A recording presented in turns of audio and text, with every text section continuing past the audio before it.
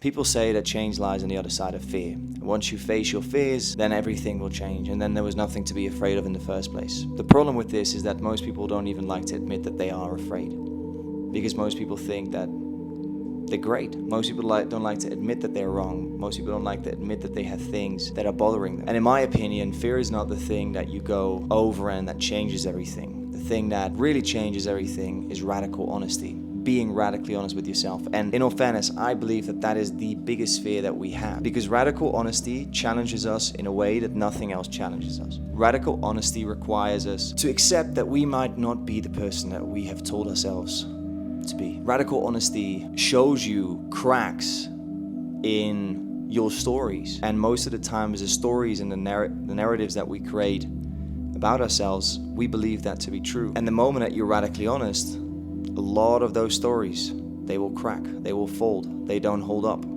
So we try our very best to avoid the truth. We try our very best to not be honest with ourselves until someone comes along and holds us to a accountability standard that is just based and set in truth, because these people have been able to face their own truths in a way. And I have managed to do that a couple of times in my life. I've been held accountable in truth, and it's uncomfortable as fuck, but it's the one thing that actually allows you to change.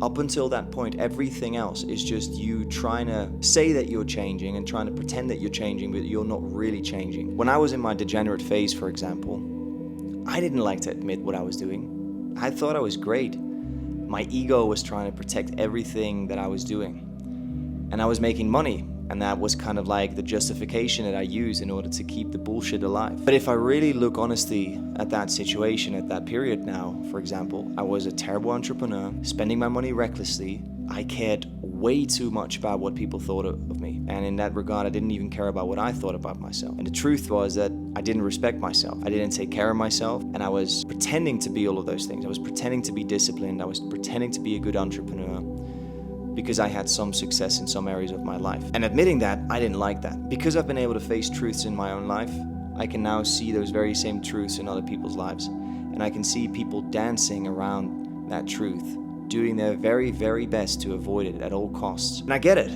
because what we want most is we want to protect our identity. And the ego protects what it believes to be true about itself. And we don't like to admit that there are flaws. Even though we can say, oh, I have flaws. A lot of people can't even name their own flaws. But we say I have flaws because it's socially appropriate, because you can't admit that you're perfect. But more often than not, most people think they are actually very perfect. And it is exactly radical honesty that breaks right through all of that bullshit, that breaks right through the delusion. And I've experienced this. Like, I remember with one of my mentors, there was just like zero tolerance for bullshit. It was just radical fucking truth, radical fucking honesty.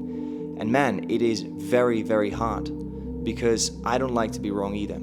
For some reason, we don't like to be wrong. We don't like to admit that a belief that we hold is not true, or is not good, or is not correct. And I think that that is the thing that we are deeply afraid of, about what it will say about us, about who we are, and about who we have been for such a long time. Like, let's say that you've been living the same delusion for 10 years. Like, of course you're going to protect that. Of course you're going to protect that image, because you would have to admit that you'd wasted 10 years of your life, or at least that's what it would feel like. So we would rather protect a lie than face an uncomfortable truth. But it is exactly that truth that actually allows us to change. Because once you have said and spoken the truth and have seen the truth, you cannot unsee it. This is what I've found. This is why I can see it in other people now as well. You can see the lie. You can see how people are managing and curating a life around avoiding a truth, because that truth would hurt them. That truth would tell them that they have been living a lie, or that there are certain things in their life that are not good, and it would require them to actually change and to change their belief system. And our belief systems are deeply rooted in our subconscious, and we don't like to change that. I like to think that what I believe is true, but I've also gotten to a point in my life where I can understand that I am wrong, and I have been wrong many, many times. And it's been much and much easier for me to see the truth and to see when I'm trying to avoid the truth myself, because everyone still does. We all still do. We all still try to protect what we truly deep down believe to be true about ourselves. And it is just much easier for me to catch myself in that now. How do you do that? Because this is where I think a lot of people will draw value from. Because the truth, man, it will set you free. Like, it really, really does. The moment that I started facing truth and just seeing it, that was the moment that my life changed forever, that I changed forever from the inside, and that everything in my life was able to change. It's the moment where I stopped hiding, where I stopped managing, where I stopped pretending.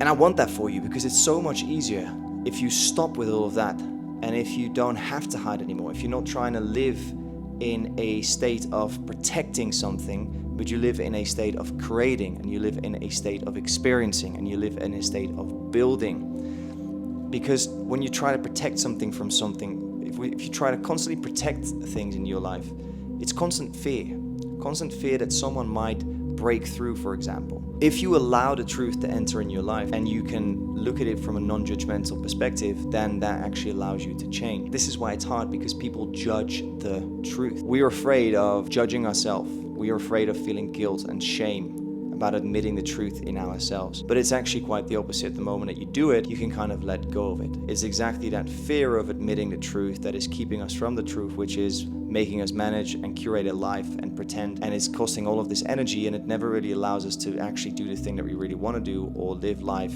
congruently and live in alignment. The mind avoids truth because it believes that truth is the one thing that will destroy us. But what actually destroys us is spending years defending the one thing that isn't true. And we exhaust ourselves managing appearances, remembering the stories, the narratives, maintaining the identity, protecting the mask. And I think that the deepest freedom isn't necessarily in telling the truth, but it's in being a person that no longer needs to hide from it. Because when the truth no longer threatens your identity, it becomes a completely different thing.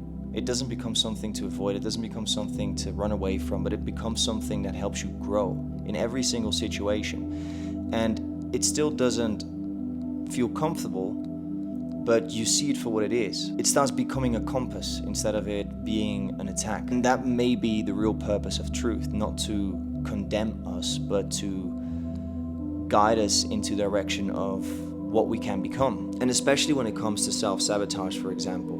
Self-sabotage in and of itself isn't necessarily that bad, right? Because we can fix the self-sabotage, but what is bad is the stories that we create to keep it alive. It is the justification to keep bullshit in our lives alive. And it is pretending that that is not there. It's pretending that we're all fine. Again, the truth shall set you free. The moment that I started speaking my truth, and I still need to hold myself accountable on these things as well, but the moment that I started speaking the truth, life just became a lot easier. It became a lot lighter because, man, I wasn't so afraid anymore of the truth. Like I said, the truth didn't become this thing that I had to be afraid of, but it rather became a compass, a guide, a thing to help me grow, a thing to help me become better. I think the most important thing in order to face the truth is that you just have to stop being so judgmental about it. You have to stop labeling it as good or bad. Because the moment that you label it as good or bad, that's why you don't change. Because we all like to think that we are good. We all like to believe that we have it all figured out, that what we believe is the truth. The truth is that most of us are wrong about many, many things, but that's okay, because that allows us to change and to grow into something better.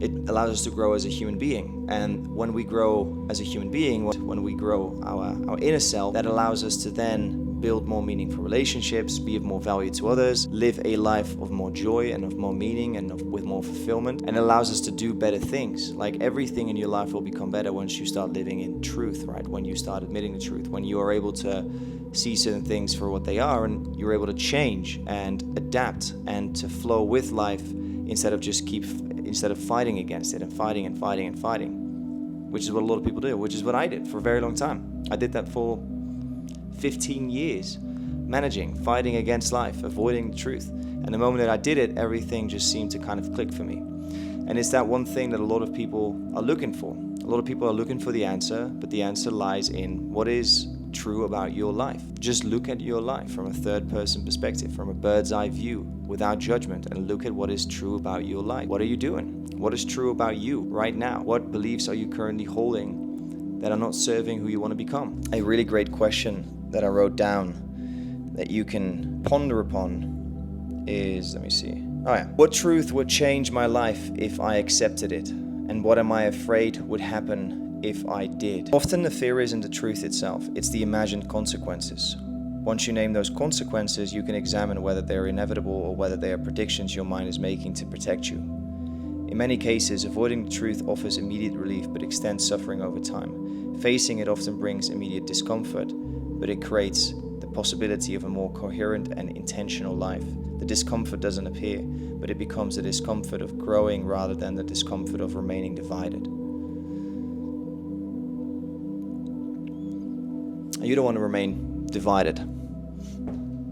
Every single great philosopher, Carl Jung, Viktor Frankl, Sartre from existentialism even, they all say it. The goal is to become more whole. And you cannot become more whole if you are divided, if you are managing appearances. So guys, that's it for this video, because I wanted to come on. These are just, again, my thoughts.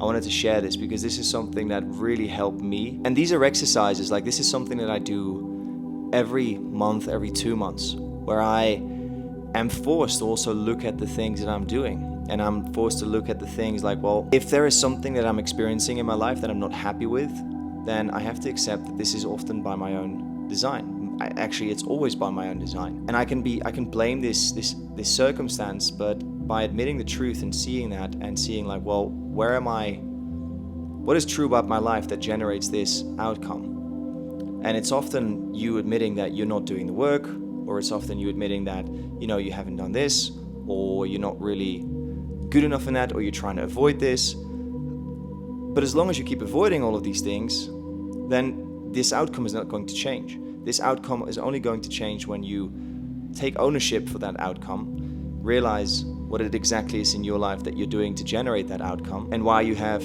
kept a story running as to justify this outcome without you taking ownership for it. Once you have people around you, for example, that just hold you accountable to a higher standard, that hold you accountable to the truth, then your life will significantly change. It will change for the better. Everything in your life will change. Every form of self-sabotage, every form of hiding, every form of pretending, every form of inauthenticity will leave, and you'll become lighter.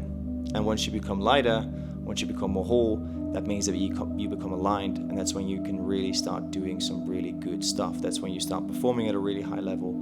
That's when you know what to do, when to do it, how to do it, and most of all, why you are doing it. That's it for this one, guys. If you want to know more, just message me on Instagram or check the link below, and I will see you in the next video. Ciao.